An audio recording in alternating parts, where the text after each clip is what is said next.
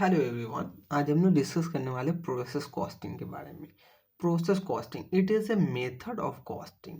Process costing method है costing का, technique नहीं है कॉस्ट को असरटेनमेंट करने का। ये मेथड है कॉस्ट को असरटेनमेंट करने का।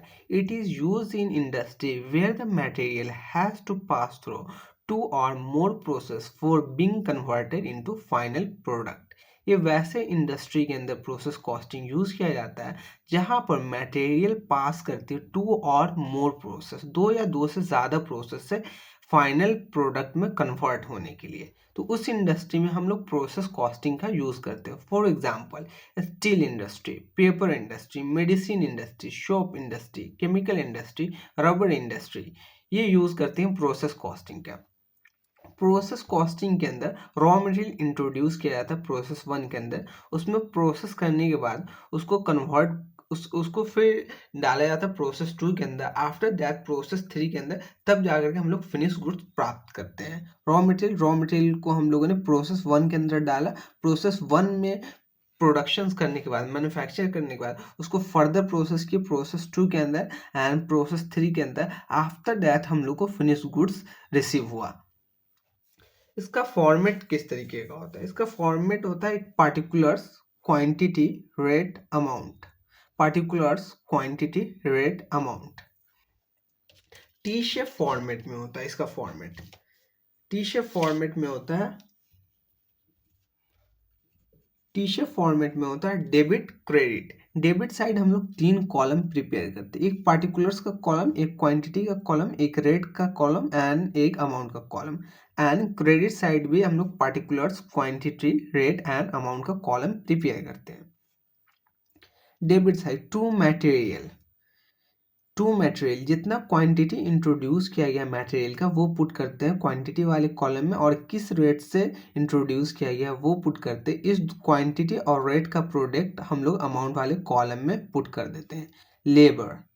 लेबर को जितना पेमेंट किया गया वो हम लोग अमाउंट वाले कॉलम में पुट करते हैं। ओवरहेड कॉस्ट जो भी इनकर्ड किया गया है प्रोसेस के अंदर उसको हम लोग अमाउंट वाले कॉलम में पुट करते हैं। बाय नॉर्मल लॉस अगर प्रोडक्शन प्रोसेस के दौरान अगर नॉर्मल लॉस होता है तो बाय नॉर्मल लॉस शो करते हैं क्रेडिट साइड, बिकॉज इसको हम लोग अपने कॉस्ट के अंदर इंक्लूड नहीं करेंगे, इस प्रोसेस के कॉस्ट के अंदर इंक्लूड नहीं करेंगे। दैट्स वाई कॉस्ट जो डेबिट साइड लिखे हैं उसके इफेक्ट को एलिमिनेट करने के लिए हम लोगों ने क्रेडिट साइड लिखा by normal loss. Normal loss में जो रेट जाएगा वो रेट जाएगा स्क्रैप वैल्यू का रेट जाएगा, अगर प्रॉब्लम के अंदर गिवन होगा तो। अगर स्क्रैप वैल्यू का रेट नहीं गिवन होगा तो रेट और अमाउंट के कॉलम में नील चला जाएगा। बाय एबनॉर्मल लॉस अगर एबनॉर्मल लॉस होता है प्रोडक्शन प्रोसेस के दौरान तो हम बाय एबनॉर्मल लॉस रिकॉर्ड करते हैं। एबनॉर्मल लॉस क्या होता है? एबनॉर्मल लॉस कहने का मतलब नॉर्मल प्रोडक्शन साइकिल के अंदर जो लॉस नहीं होता है उसको हम एबनॉर्मल लॉस के नाम से जानते हैं।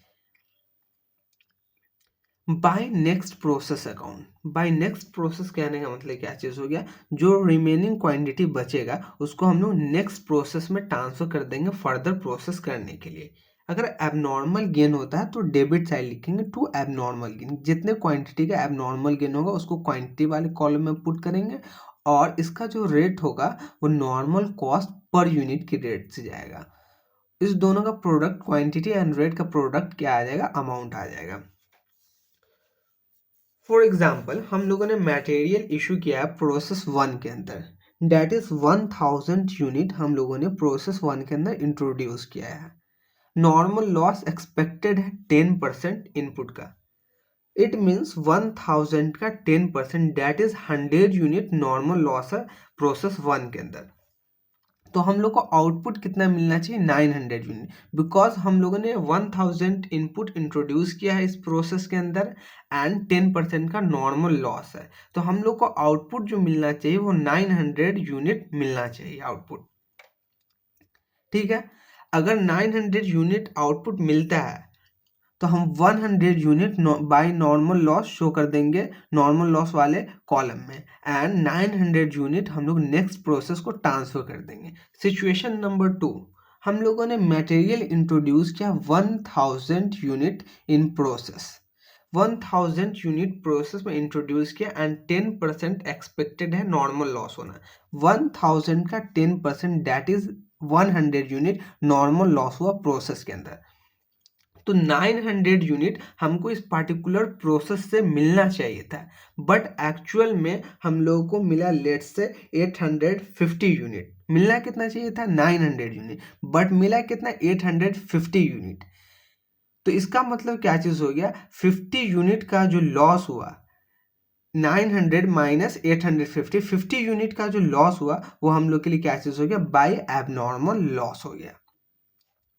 ठीक है। आज सिचुएशन नंबर 3, हम लोगों ने मटेरियल इंट्रोड्यूस किया 1000 unit and 10% normal loss expected था, दैट इज 100 यूनिट। 1000 का 10% 100 यूनिट। तो हम लोग को मिलना कितना चाहिए था, 900 यूनिट मिलना चाहिए था इस प्रोसेस के बाद हम लोग को, बट हम लोग को कितना यूनिट मिला, 920 यूनिट मिला। 900 मिलना चाहिए था, मिला कितना 920 यूनिट। इसका मतलब क्या हो गया कि 20 यूनिट का हम लोग को एबनॉर्मल गेन हो गया। तो 20 यूनिट का अगर एबनॉर्मल गेन हो गया तो उसको हम debit side to abnormal gain लिखेंगे 20 यूनिट। एंड इसका जो रेट लेंगे वो किस रेट से लेंगे, नॉर्मल कॉस्ट पर यूनिट।